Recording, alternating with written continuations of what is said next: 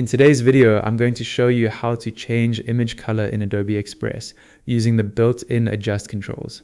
To get started, open the design you want to work on in Adobe Express. Then click the image on your canvas that you want to edit. Selecting the image is important because it opens the editing options specifically for that element. With the image selected, look over to the left-hand panel and click Adjust. This is where Adobe Express keeps the controls for fine-tuning an image's appearance. Quick side note, for more straightforward Adobe Express tutorials, subscribe to Ecom Control. Inside the Adjust panel, find the Color section. Here you'll see controls for saturation and warmth, each with its own slider. Use saturation to control how intense or muted the colors look. Drag the slider to the right for stronger, more vivid colors, or move it left for a more muted result.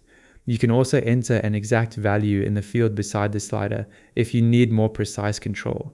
Then adjust warmth to shift the overall color tone of the image. Moving it one direction can give the image a warmer feel, while moving it the other way creates a cooler look. Again, you can drag the slider or type a specific value into the field beside it.